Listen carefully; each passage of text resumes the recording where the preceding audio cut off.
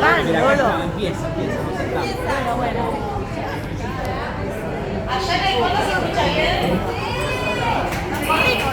Ahí va. Bueno, ¿qué dicen? ¿Vamos comenzando? Bueno, espero que se sienten los últimos y arrancamos. Mirá el coso que le hicieron. Sí, la ves. Cartel. Podríamos arrancar con un aplauso para sacar este estrés.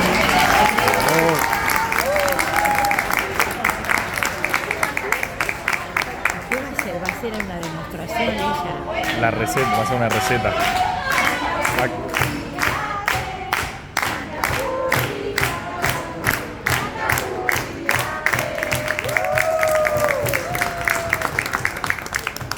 Gracias. Bueno, como verán, me organicé un cumpleaños un poco especial. Pero ya que caía la propuesta de hacer esto un jueves y mi cumpleaños caía el jueves, me pareció divertido. Espero que ustedes también puedan disfrutar este momento. Antes que nada, gracias a todos, todas por estar acá. Gracias a Casa Paradiso por ofrecerme este espacio y confiar en esta propuesta. Sé que varios no entendieron bien de qué se trataba, me preguntan si voy a cocinar, qué tiene que ver el libro. Lo vamos a ir descubriendo ahora en el transcurso de esta charla. Pero antes que nada, a muchos ya los conozco, pero voy a hacer una muy breve presentación. Yo soy Bárbara Galatino, soy escritora, estamos acá por mi libro, este es mi cuarto libro, publicado en el mes de junio gracias a la editorial Enero. Pero también me dedico a escribir para marketing, es decir, escribo textos para páginas web, blogs y otras cosas, digamos. La comunicación y la creatividad son algo que en esta segunda etapa de mi vida redescubrí y a lo que aposté. Pero quiero agregar algo a esto que es un poco, van a ver, un tema central de esta noche. Yo también soy italiana. Me vine a vivir a Argentina a los 24 años. Hace mucho ya que estoy acá. Y quiero hacer una pequeña digresión en esta presentación sobre el concepto de Tano, la Tana. Bueno, en el tiempo, ya al haber llegado acá empecé a escuchar que la gente me decía, ay, ella es Tana, la Tana.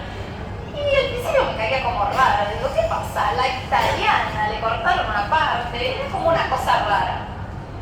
Pero con el tiempo, nada, me fui acostumbrando y hasta encariñando, porque primero, ¿cuántos de ustedes, bueno, sáquenme a mí quizás, pero ¿tienen algún amigo Tano acá? Levanten la mano, ¿tienen? Son hijos de Tano. ¿Tienen? ¿Y cómo le dicen al Tano, a la Tana amiga? Cariñosa, no, pero ¿cómo, qué le dicen? Ay, Tana querida, ay, Tanita, Tano en mi corazón. Es mi Tano favorito, es mi Tana favorita. Me ha pasado que me dijeran así. Y me di cuenta de que ser Tano en este país es como tener un plus. Porque vos podés comerte las heces o no y quedás bien igual.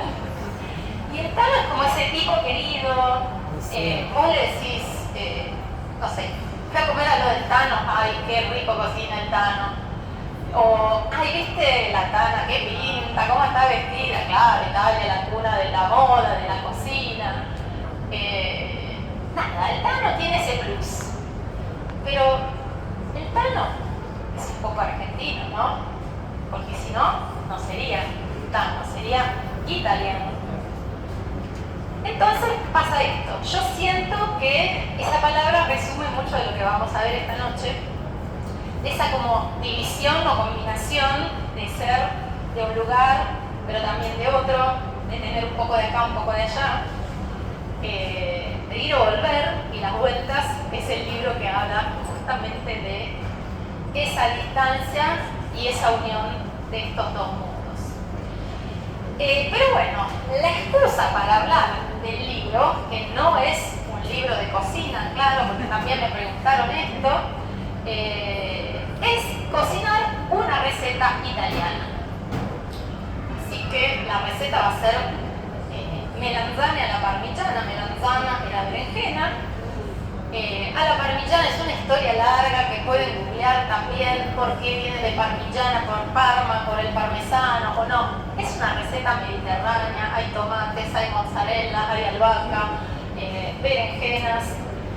Por lo tanto, es una receta que a mí además me gusta mucho y me pareció una buena excusa para hablar del libro. No soy chef, aclaro, no solo el libro no habla de cocina, yo no soy chef, pero cocino porque lo aprendí en mi casa, lo aprendí de mi mamá y de mi abuela. Pero si no agarro las herramientas y no empiezo a trabajar acá, la receta no la vamos a ver nunca. Entonces, mientras les cuento de mi abuela, y acá viene la parte difícil, porque puedo hablar un montón, pero hablar y cocinar lo estuve practicando en estos días y vamos a ver qué sale. Lo aprendí en la casa de mi abuela, sobre todo. Y acá después vamos a ver que hay una conexión con el libro. Mi abuela era una señora de esas gorditas que para mí, hace poco escribí acerca de mi abuela y yo dije, era como una alcancía, pero de bondad. Era una señora que no tenía maldad y de esas mujeres de otros tiempos cuya misión en la vida era que la casa estuviera ordenada y la comida siempre lista y rica. Mi abuelo volvía al mediodía, era la época en la que se cortaba al mediodía, se dormía la siesta, comía, tenía que comer, dormir la siesta, y yo estaba con ella a la mañana cocinando, a veces, no siempre. Y mi abuela tuvo hasta la habilidad de hacerme jugar, sí, con los rollitos de pastas, harina, pero también en verano me subía a un banquito y me ponía con la canilla abierta, el plato, la esponja, burbuja, lavar los platos, y ese era el juego.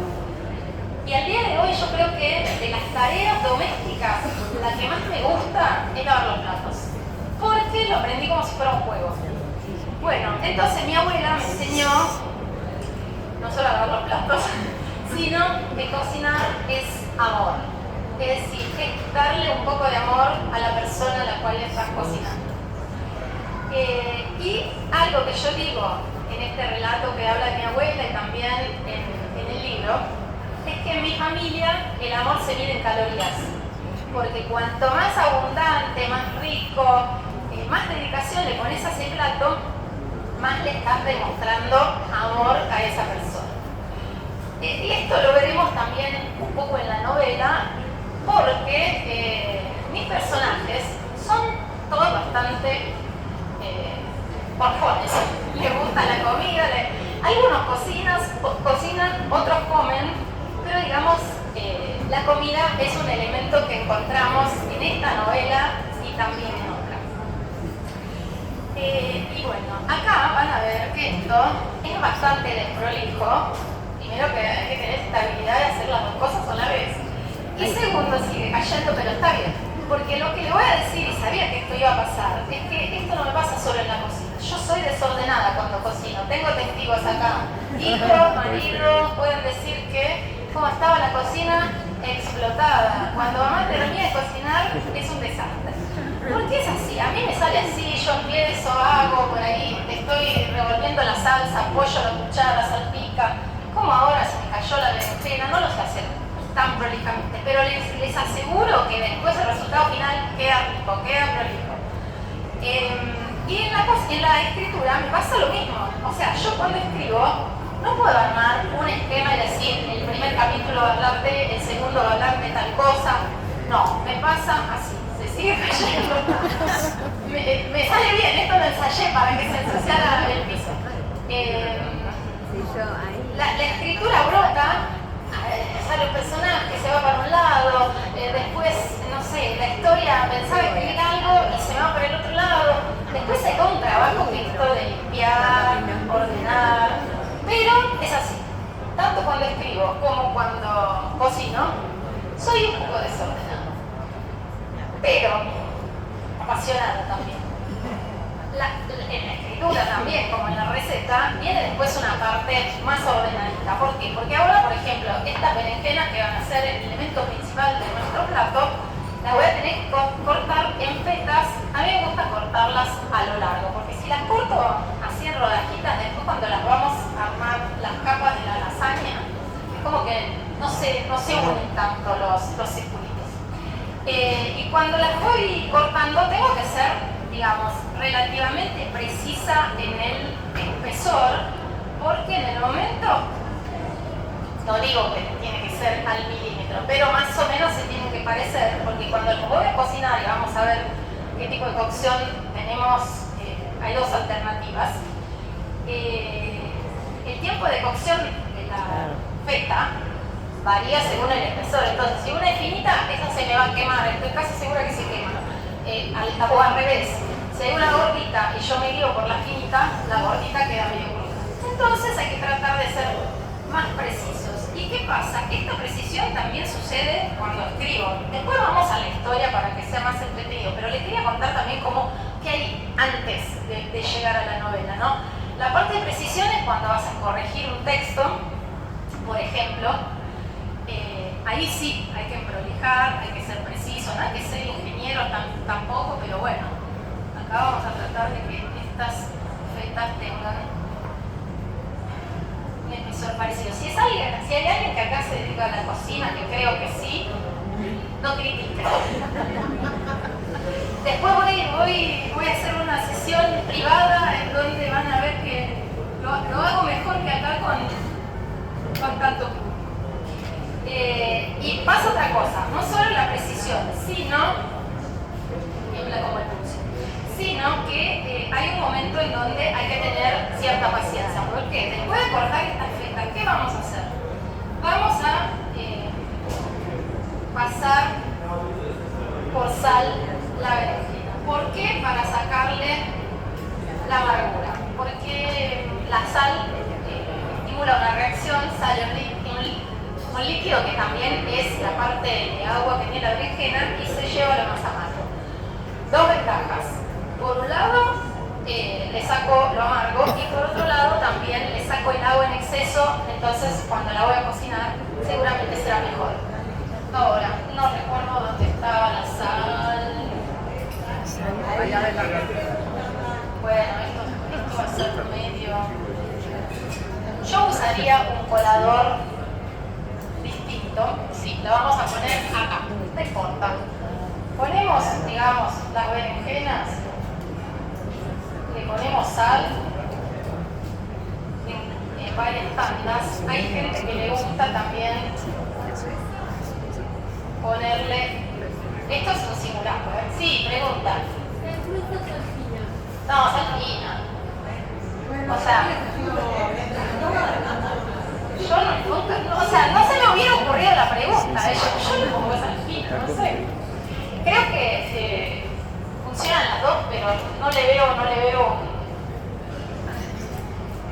por qué usar la sorpresa. Se ve que Vero no cocina mucho, ¿no?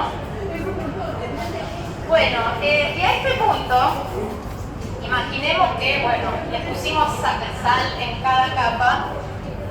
Tenemos, por ejemplo, un recipiente pesado. Esto podría ser un colador, imagínense. Un recipiente, lo cargamos de agua, de algo que lo haga pesado. De esta manera le hace como una prensa. Y si no quieren, igual lo pueden poner. Yo lo hago también en la pileta de la cocina y el líquido sale igual. Lo dejan reposar. Lo dejan reposar porque necesita un tiempo. ¿Cuánto tiempo? No sé. ¿Alguien sabe cuánto tiempo exactamente? Yo lo dejo, no sé, menos una media horita. Puede ser mucho más también. ¿Y qué pasa? Cuando escribí el tiempo y la paciencia, sí son la corrección, pero en este caso también ha sido la paciencia de esperar que alguien de todas las puertas que fui a golpear para decir sí, quiero publicar este libro, que algún editorial se enganchara con la propuesta y decidiera publicar el libro. Ese también es un proceso que requiere de paciencia. Pero ¿qué pasa en la cocina? Si yo dejo la berenjena reposar y me pongo ahí a mirar y no hago otra cosa mientras tanto, esto se va a hacer eterno. Entonces, mientras se cocina, y acá empezamos a hablar de la novela, mientras se purga la berenjena, nosotros avanzamos con la receta y pasamos a la salsa. Todo esto gracias a Dios no hay hornalla, no lo vamos a cocinar en vivo, no me voy a quemar. El riesgo principal era que me cortara, pero por ahora voy zafando. Y acá, en el momento de hacer la salsa, sí quiero pasar a la novela para contarles que la novela empieza con un párrafo que habla de cocina, porque Elena, la protagonista de la novela, dice: abro la lata y vuelco los tomates en la olla. Acá tenemos el tomate. Estoy en pleno brote gastronómico para dejar el freezer lleno antes del viaje. Tengo la convicción de que almacenar comida es dejarle a mi familia un poco de mí cuando yo no estoy. Y acá quiero conectar con lo que le dije antes de mi abuela o de mi familia, que el amor se mide en calorías. O sea, que la comida, almacenar comida, y que esa comida representa que un poco de ella se queda en la casa cuando ella se va de viaje, es esa sensación, esa situación de que, nada, es como un acto de amor, dejar la comida preparada. Bueno, pero ¿quién es Elena? Esta mujer que arranca la novela y la encontramos cocinando. Es una mujer nacida en Italia, que emigró a Argentina de joven. Cualquier parecido con la realidad no es casual. Pero sí hay partes que son de ficción, tampoco es una autobiografía. De repente, una situación de salud del padre la obliga a viajar a Italia en un viaje imprevisto, un viaje que no se propone como un viaje de placer. Y en ese viaje, volvemos al tema de la comida, los sabores van a ser una de los vehículos que la conectan con su pasado, que la hacen, digamos, que generan la que es la gran pregunta central de esta historia, que es: ¿qué es lo que nos define? ¿La tierra que nos vio crecer, esos sabores de la infancia, o la que alberga nuestra vida adulta, esta nueva etapa? Y bueno, no vamos a avanzar con la historia hasta acá porque tenemos que volver a la receta y hacer verdaderamente la salsa. ¿Y qué pasa acá? Elena estaba en pleno brote gastronómico y ya parte de la receta estaba hecha antes de que yo empezara a contarla. Pero no vamos a tirar el tomate a la olla en una olla triste y vacía. Acá, para hacerle una base a la salsa, le vamos a poner cebolla y aceite de oliva. Esta cebolla, yo en mi casa no tendría una cebolla tan grande. Para mí son enormes, porque además les iba a contar que de cebolla, bueno, esto es una cacerolita chiquita, alcanzaría, no sé, ni siquiera así, por ahí para 3 personas, para hacer una salsa para 3. Yo le pondría esto, por ejemplo, de cebolla, no exageremos. Y un chorrito de aceite de oliva, hagamos total, no lo voy a desperdiciar, total, es un simulacro. ¿Y cómo sé que ya es el momento de hacer lo que hacía Elena, que vuelca los tomates en la olla? Cuando como el hornalla, obviamente, y cuando la cebolla empieza a crujir, el aceite hace las burbujitas, antes de que se ponga marroncita, ahí tiro el tomate. Yo lo hago así, insisto, no voy a dar una clase de cocina, esta es una trampita para hablarle del libro, sépanlo. Pero, suele salir. Entonces, le tiro la salsa de tomate. ¿Qué tomate? Yo prefiero, bueno, este es tomate italiano. Yo prefiero, si fuera verano, tomate natural, perita. Y si no, cuantas menos cosas tenga, sea más el tomate solo conservado, la idea es que se pueda percibir el sabor.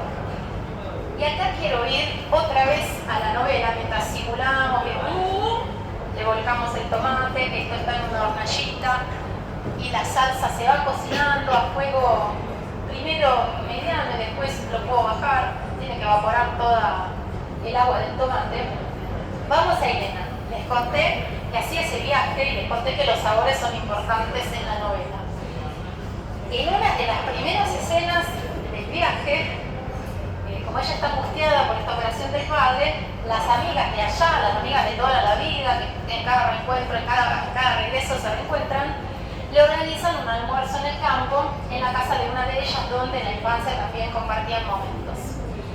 Y en ese momento, ella primero se va de la ciudad, imaginemos que toma el auto, agarra la autopista, tiene, no sé, las colinas, los campos de trigo, dorado porque es verano, los paisajes típicos de Italia, colinita, la salida de la autopista, se va hacia el pueblo, llega a una reja antigua, el caminito, entra, casita de tejas y pintada en colores pasteles, y debajo de un árbol allá, las amigas esperando con una mesa rústica y mozzarella de la blanca, jugosa, que se come allá en Italia, y jamón cortado finito de ese dulce.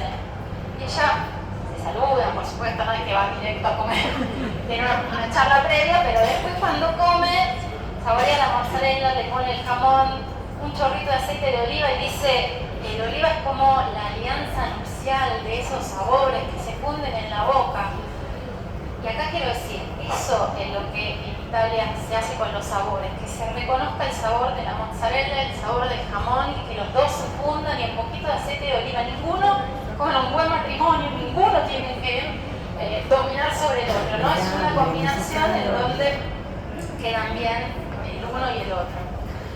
Y ella en ese momento dice, mastico y disfruto, y si tuviera que tener un lugar en el infierno de Dante, me tocaría el círculo de los, no me sale nunca golosos en español. ¿Golosos? Sí, la gula. De la gula, claro, el pecado sería la gula. ¿Y ahí qué pasa con eso? Bueno, entendimos que a Nena le gustan esos sabores, pero también sucede que su paladar vuelve a reconocer eso que eran los sabores de su infancia, de su adolescencia. Y con esas amigas con las cuales cuando se encuentra siempre hay un primer momento así de pasó el tiempo, pero sí nos sentimos que todo sigue igual. También la distancia se acorta porque ella, a través de esa comida, de reencontrarse con esos sabores con los que se crió, siente que esa distancia no existe más, que está en el ahora, pero que nunca se fue, que es de allá la pertenencia a ese lugar. Así que bueno, en ese sentido los sabores están en este momento y en otro de la novela. Pero bueno, nuestra salsa a este punto ya está burbujeando. Hagamos de cuenta que cuánto tiempo pasó y bueno, no sé, dependiendo de la cantidad y todo, pasa un tiempito. Van a ver que se reduce y ya no tiene tanta agua. A ese punto le vamos a poner un poco de albahaca, pero también no es época de albahaca, por eso está un poco triste la albahaca. ¿Cuánto le vamos a poner? Y en esta cacerolita, yo ya esto lo veo como mucho, porque y además ¿cuándo lo vamos a poner? Al final de la cocción. Porque la albahaca lo que tiene que hacer es darle un poquito de perfume nomás, y si se fijan, si lo hacen la salsa, le ponen las hojitas y ya la prueban, ya el perfume se abrió. ¿Y qué hace? Hace lo mismo que hacía el oliva, el prosciutto y la mozzarella. Realza, digamos, el gusto del tomate.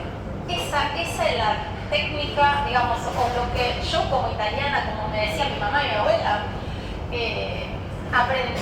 Que el sabor, o sea, el otro ingrediente tiene que acompañar y ayudar a que se luzca el principal.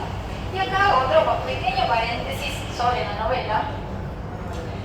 Y también les voy a mencionar algo que hace poco me hicieron una nota en La Nación.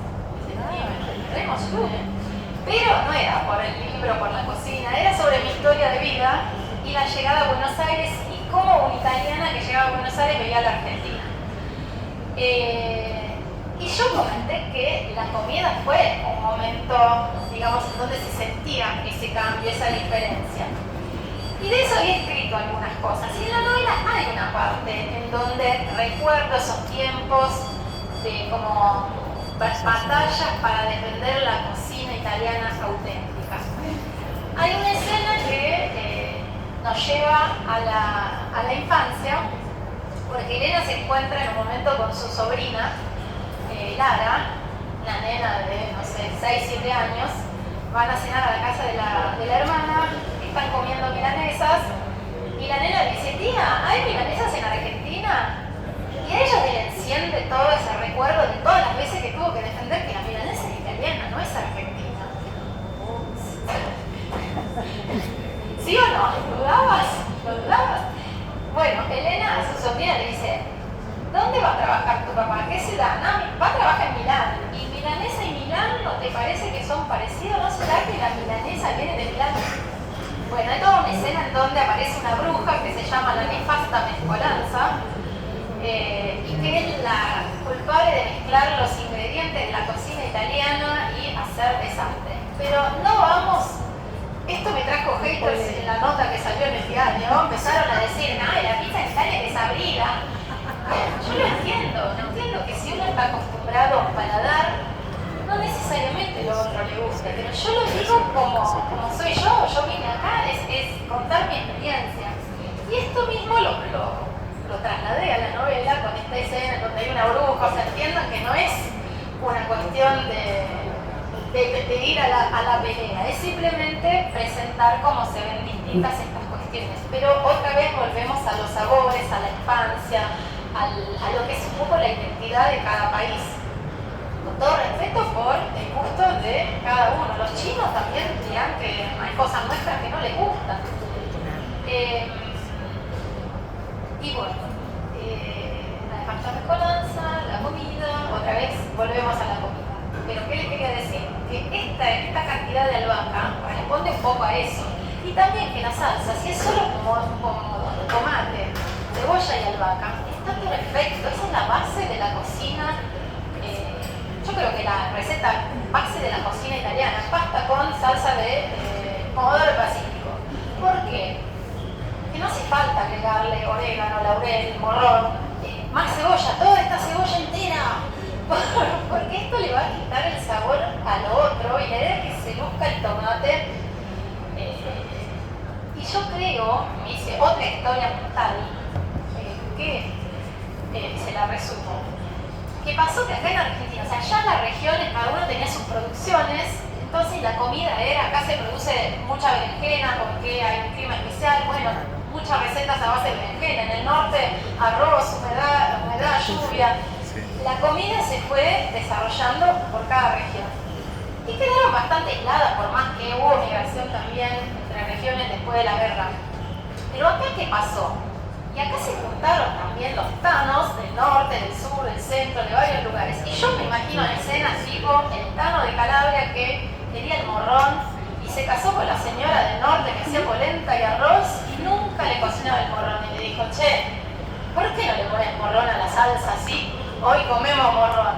Y salió la idea de la salsa con el morrón o con el laurel o con el no sé qué. Con alguna transformación que quizás allá no avanzó en este sentido. Entonces yo digo, es cuestión de cultura, de evolución, no hay que pelearse, a mí me gusta así, se hace de esta manera, pero bueno, lo que yo cuento es el relato de alguien que tiene ese gusto de la comida italiana y nada, se reencuentra con sus sabores en esa historia. Me quemé ya, si la toqué así que está en el fuego, pero no. Bueno, tenemos la salsa ya con la albahaca. Si les gusta, si no les gusta que esté el tomate pelita entero, yo le paso el mini pimer, por ahí saco la albahaca, le paso el mini pimer, queda más líquida y es más fácil cuando la tengo que esparcir, digamos, armar la lasaña. ¿Qué tenemos? La salsa hecha. Nos olvidamos de la berenjena, que la dejamos acá. Miren, no sé si se ve, pero ya así empieza a tener como unas gotitas más oscuritas. Imaginemos que pasó el tiempo, yo tendría... acá tenemos agua. Las enjuagaría, ¿por qué? Porque la sal, si no, todo lo que le pusimos hace que esta berenjena quede salada. Entonces, las enjuagamos, le sacamos el exceso de sal y, bien, yo, no sé, dirán si está bien o no está bien, pero voy descubriendo bien. ¿Por qué? Y ahora les cuento los 2 pasos siguientes. ¿Cómo vamos con el tiempo? Vamos bien.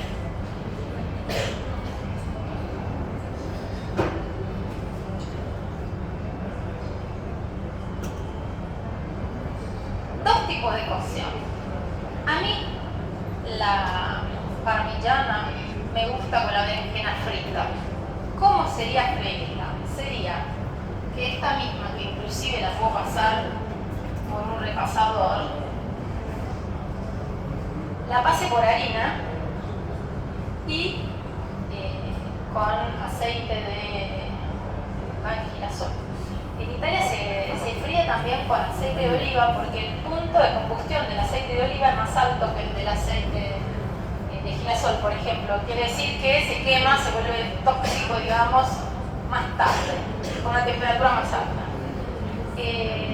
Pero bueno, acá digamos, sería muy caro con el aceite de oliva, así que pasemos al de girasol, por ejemplo. Y para freírlas, antes la pasamos por harina. ¿Pasar por harina cómo? Y así. Acá tenemos harina. Y lo que yo creo o veo de la experiencia de que me pasa, que si yo hago así, bueno, acá está todo el lío, ya le dije que la desprolijidad es una característica mía. Yo ya pondría las sartenes con aceite por ahí 2, así hago más rápido, sino también toda la cocción es más lenta. Pero no dejo reposar tanto estas berenjenas enharinadas. ¿Por qué? Porque igual la berenjena tiene como una humedad y esa humedad va a mojar la harina. Entonces cuando la voy a freír el resultado no va a ser tan, no va a quedar tan crocante como debería. Así que voy armando algunas, empiezo a freírlas, pongo acá, era lo que les decía, el mismo espesor, las pongo a freír de un lado, cuando veo que ya se empieza a dorar el costadito, las doy vuelta, frío del otro lado, y después cuando las saco, las paso por un rollo de papel para absorber el exceso de aceite. Pero hoy lo cociné previamente en casa, sin harina. ¿Por qué? Porque si hay algún celíaco, alguna intolerancia, o alguien que no le gusta, lo frito porque piensa que le puede caer pesado o quizás no es tan light, se pueden cocinar también al horno. Fuente de horno, también aceite, las pongo de un lado, la dejo en el horno el tiempo, cada horno tiene,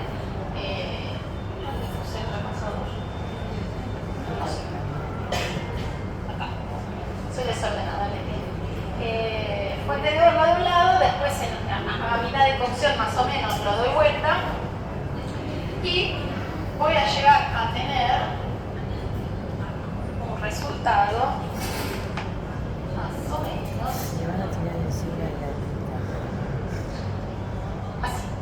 Ups. la cosita finita. O sea, queda aceitito. Sí, ya está cocida. Lo dejamos toque acá. Y les decía, a mí me gusta más frita. ¿Por qué? Porque me parece que esto, imaginen, no traje la berenjena frita. Pero bueno, esto le hace como una capita doradita, un poco más crocante. Y cuando voy a armar las capas con tomate, berenjena, mozzarella, parmesano, es como que esa harina va absorbiendo el tomate. Para mí se vuelve más sabrosito. Pero también requiere más tiempo el tema de freír la berenjena. ¿Qué es lo sabrosito que tenemos en la novela? Yo creo que se lo dije un poco, se lo adelanté, ahora vamos a ver un poco todos los ingredientes. Lo sabrosito para mí es que esta mujer, Elena, desde que empieza la historia, nos lleva de la mano en su mundo y en su conflicto y nos abre su corazón. Nos habla con mucha sinceridad de lo que le va pasando en este viaje. Entonces, digamos, vivimos de cerca esa división entre dos situaciones provocada por un cambio grande. ¿Y qué creo yo? Eso no se da solamente en una mudanza internacional. Yo me fui a vivir al otro lado del océano. Se da también ahí te miro, Belén, si vos te mudás de otra región de tu mismo país o de un barrio a otro, o no es solo una mudanza, cambiaste de trabajo, tomaste una decisión importante, y esa decisión provoca una serie de consecuencias y con el pasar del tiempo serán buenas, serán malas, pero digamos ese cambio importante te termina afectando. Entonces yo creo que esta historia, a través del tema de la migración, en realidad habla de todo cambio importante que uno puede vivir en la vida, porque esto me lo han comentado varias personas que leyeron el libro, se identifican en esas mismas sensaciones, por más que ahí ella cuente de que se puede vivir al otro lado del océano.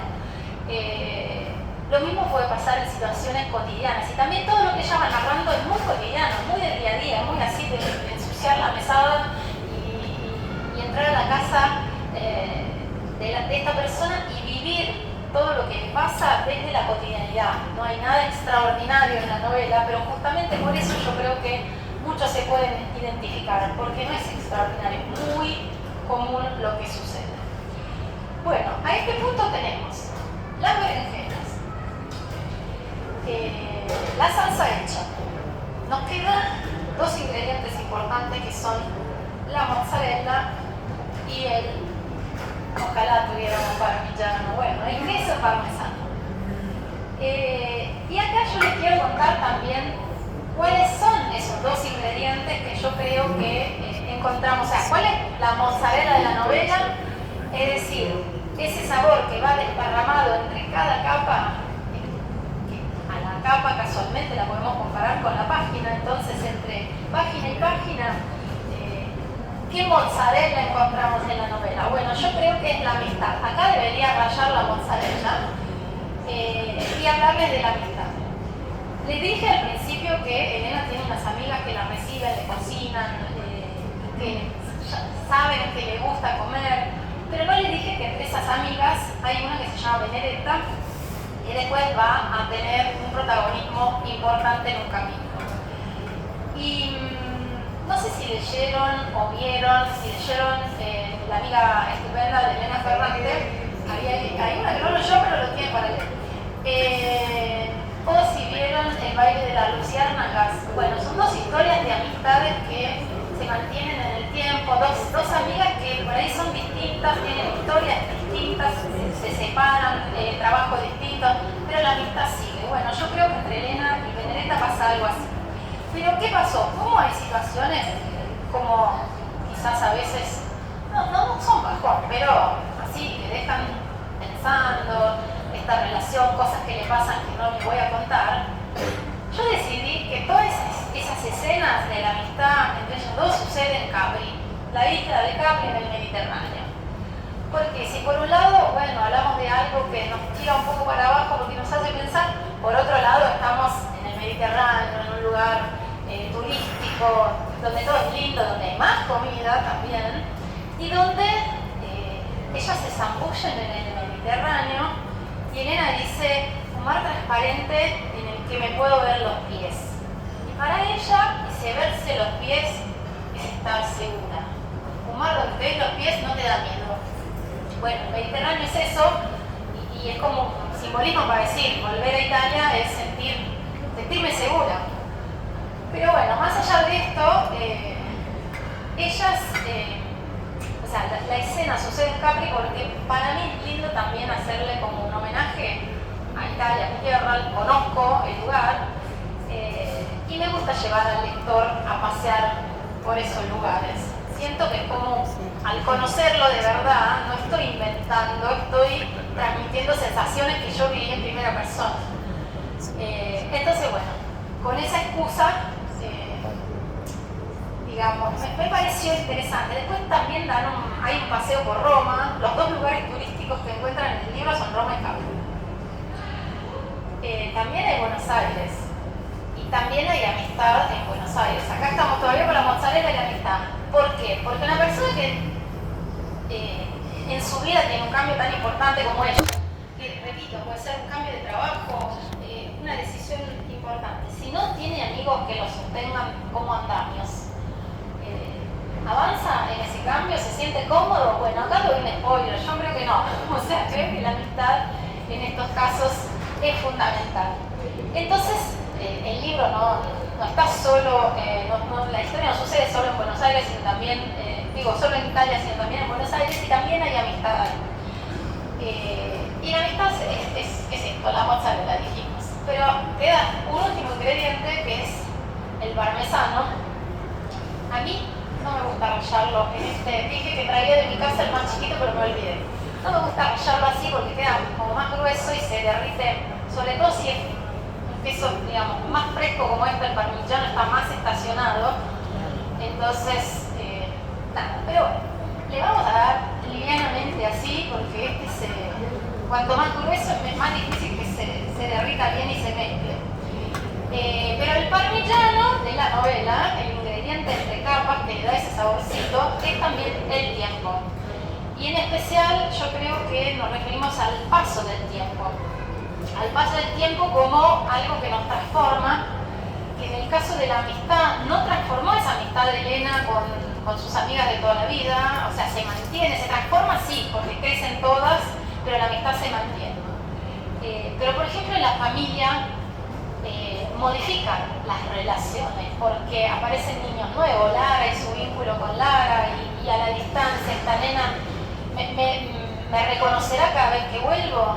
Y también los padres cambian porque ella tiene que volver de urgencia porque su padre, los padres siempre fueron seguridad hasta ese momento, está enfermo y no sabe qué va a pasar. Entonces hay una inversión de roles donde ella en un momento dice: yo me siento la madre de mis padres, como algo nuevo. O sea, el tiempo cambia también las responsabilidades. Y esto sucede que uno emigre o no emigre, es algo común un poco a todos. Y el tiempo, ¿qué hace también?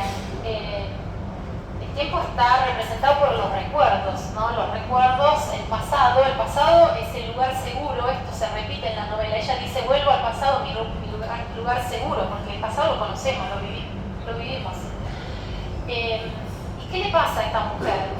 Que como los recuerdos del pasado están, digamos, sucedieron en un lugar al que no vuelve diariamente, por esa calle no pasa. El epígrafe del libro habla de un migrante y dice: me pierdo en las calles y le pregunto a alguien: ¿sabe usted dónde queda la calle donde me caí de niña? Y yo acá no me cruzo con la calle donde aprendí a andar en bicicleta, por ejemplo.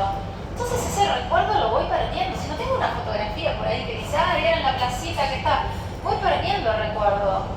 Y si perdemos los recuerdos, que son los cimientos, la base de la construcción, ¿hacia dónde vamos? Entonces pasa esto también. El paso del tiempo a Elena le genera esas dudas de el pasado lo seguro, ahora estoy acá, y cómo va a ser el futuro y dónde va a ser, hacia dónde tengo que ir. Bueno, es un ingrediente fundamental, un ingrediente que está un poco en toda la novela, y acá hablé mucho de la novela y me alejé de la receta, así que vamos a enrollar un poquito y vamos a ver qué hora es y cuánto más, si vamos muy bien. Y vamos a juntar estas capas. Y acá, bueno, ahora sí, hay que ordenar un poco. Hagamos de cuenta que este es el momento de la edición y corrección del libro, en donde voy golpeando puertas y digo: este libro está buenísimo. Miren, acá lo que le decía, esto ya no se ve tanto la harina, se va mojando, esto ya lo tendría que haber frito. Bueno, buscando alguien que confíe en el proyecto, buscando también lectores.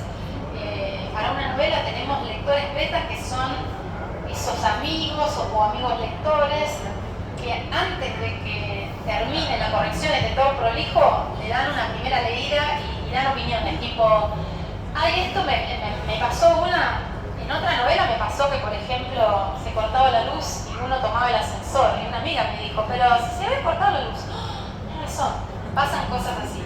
O también te pueden decir dónde te trabas, en esta parte no entendí, acá me perdí. Ese es un poco el rol de ese lector. Pero bueno, volviendo, dice la paciencia y berenjenas. Fuente chiquitita para demostrar, después les voy a mostrar el paso final. Esta salsa la hice en casa antes. Vamos a buscar cuchara. Yo le pondría, igual podemos hacerlo también, yo le pongo ya en la base, cuando la voy a preparar, ya le pongo un poquito. Quizás abundo en salsa de tomate, pero a mí me gusta que haya una cantidad.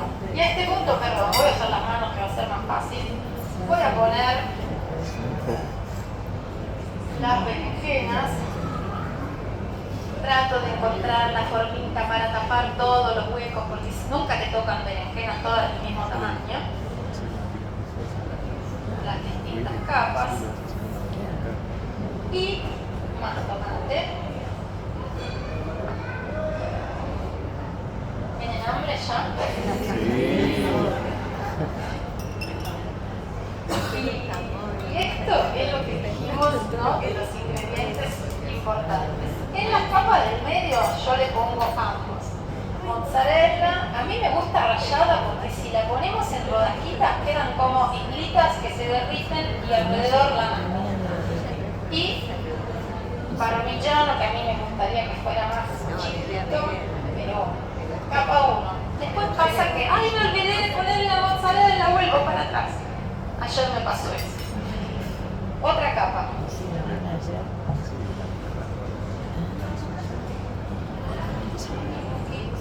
¿Tiene alguna pregunta mientras tanto para no dejar este silencio en el medio? Yo, bueno, si no sigo hablando. Otra capa así. Acá me queda un huequito, le vamos a poner bien. Bueno, hagamos de cuenta, yo le pondría otra capa más y la última. En la última yo no le pongo mozzarella porque me da la sensación que cuando se va gratinando es como que se termina quemando. Le pongo solo el queso, o sea, siempre va tomate.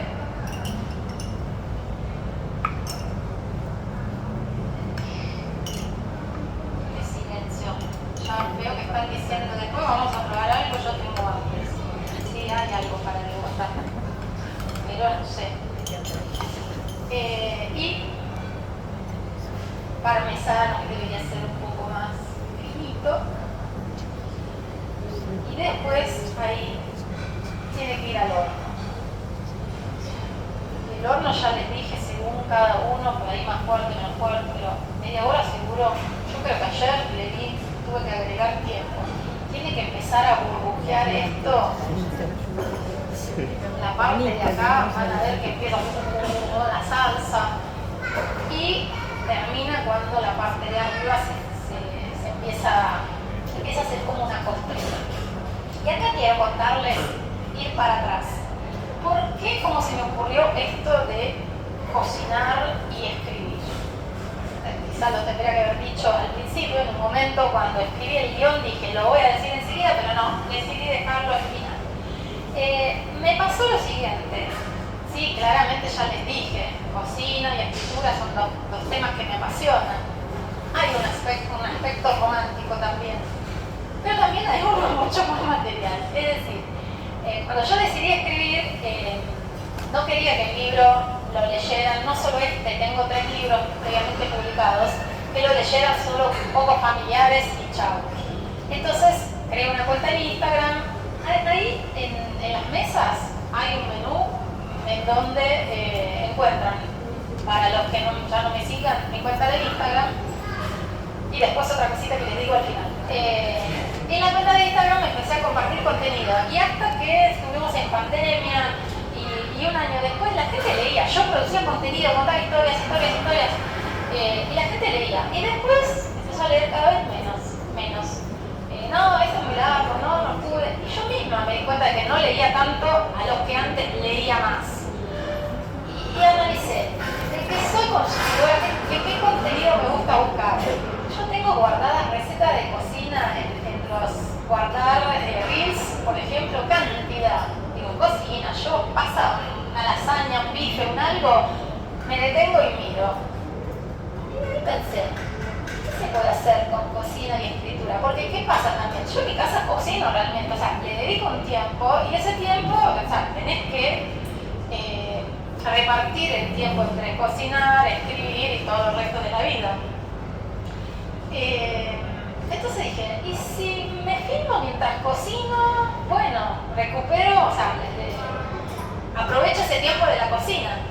Entonces empecé a filmar y pensaba, pero yo no quiero dar la receta de la parmesana, de la lasaña de berenjena, porque la gente me va a seguir para cocinar. Y yo quiero vender mis libros, quiero que la gente me lea. ¿Por qué? Y acá les digo, yo hablo de vender, parece feo, pero en realidad lo que uno quiere es que lo lea.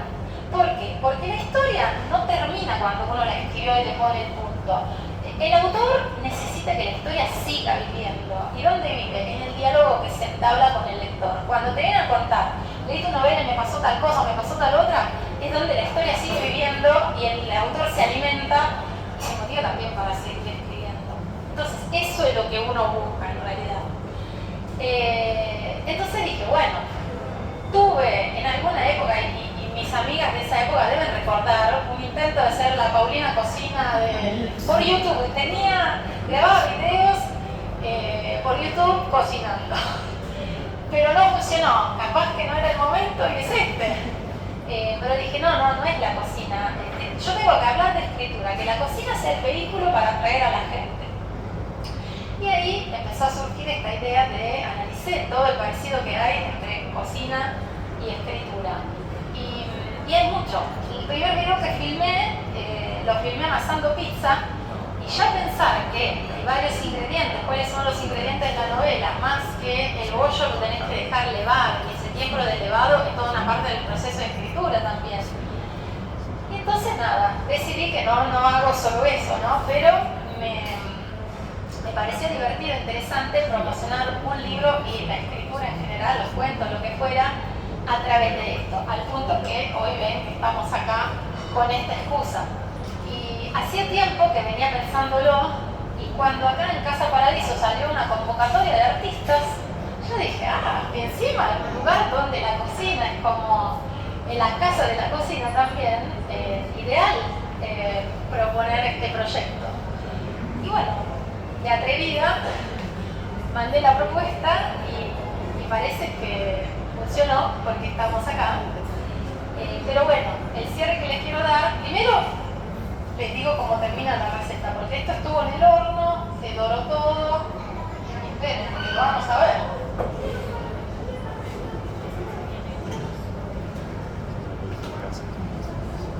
No quedó la mejor versión, pero esta la hice ayer en mi casa.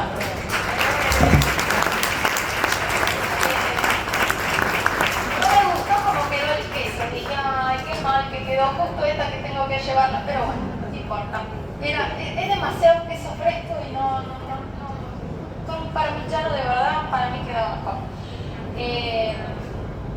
Estaba diciendo, le mostraba la receta final. Sí, le quiero decir cómo lo comería yo, porque si esto lo sacan del horno así como estaba, no se distinguen tanto los sabores. Hay que dejar que se enfríe un poquito, tibia. En verano hasta se come, o sea, no digo fría sacada de la heladera, pero temperatura ambiente. Pero si la cocina me la sirven, yo la serviría tibia. Y al otro día, para mí más rica todavía, porque los sabores se fueron como amalgamando, combinando mejor. Volviendo al otro, lo que le quiero decir es que para un autor promocionarse y que los otros lo lean, tengan ganas de leerlos, es como un poco tentar a que se les haga agua en la boca con algún cuento relacionado, alguna historia relacionada con su libro, pero necesitan que en el otro paladar se genere esa sensación de quiero leer tu libro. Entonces yo les dejé en el menú, para los que todavía no lo leyeron, una pequeña degustación del libro. Hay un QR donde pueden escanear y leer los primeros 3 capítulos del libro. Para que lo degusten, me digan si les gustó, y si les gustó me contacten, y por ahí quieran leer todo el libro. Y bueno, y la noticia final es que esta versión de ayer la podemos, la cantidad que se pueda, pero cortar y por ahí que cada uno deguste un poquitito. Con esto nada, primero les agradezco a todos por haberme escuchado. Estamos casi perfecto, había calculado 1 hora más o menos. No sé si me olvidé algo, creo que algo me lo olvidé por el camino, pero más o menos redondeé todo lo que quería decir. Si les gustó la presentación, si les gustó el libro, si les parece interesante o curiosa esta idea de combinar cocina y escritura, esto que hice hoy, cuéntenselo a otros, suban fotos, arróbenme, regalen el libro, préstenlo, lo que sea, pero bueno, hagan que esta historia circule porque sería un lindo regalo de cumpleaños.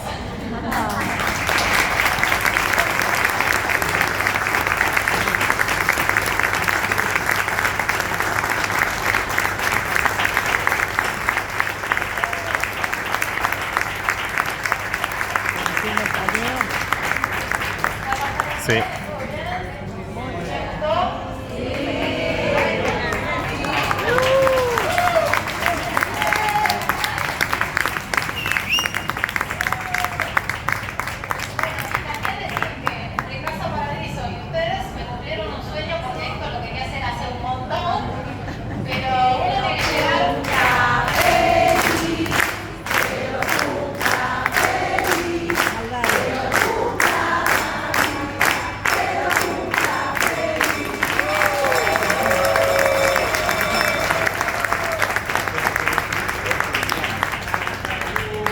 Ya hace 1 hora que habla. Ateuri.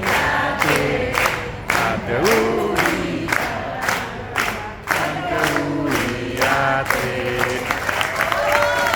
Faltaba la velita ahí en la... Ahí había que ponerla. En la lasaña. Ah, está la torta, sí, sí. Es intentar cortar y servirles. No, sí, sí. No es seguro también la temperatura, yo le hubiera dado un toquecito más de calor, pero bueno, Helado, ¿quién es? hacemos lo que El podemos. que está a cargo.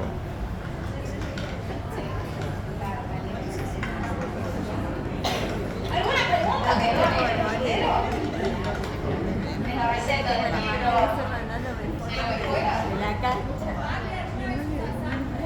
¿Cómo? Para esta no, otro tipo de salsa. Para mí, por ejemplo, el ajo va con el perejil, pero no con la albahaca. Igual no es una regla general. A mí me suena, o sea, en esta salsa no le pondría. Alguien o sea, otra salsa tipo... Yo en la pizza le pongo tomate solo. Tomate fresco, allá tenemos a alguien que tiene experiencia en pizza. ¿No? A la pizza el tomate solo. Tomate con un poco de aceite Hay y sal. gente que se metió que no. Ese es el nombre que conozco. Es el dueño de la estampa. Ah, sí. El... D'Ambrosio. Sí, sí. Mamá lo conoce.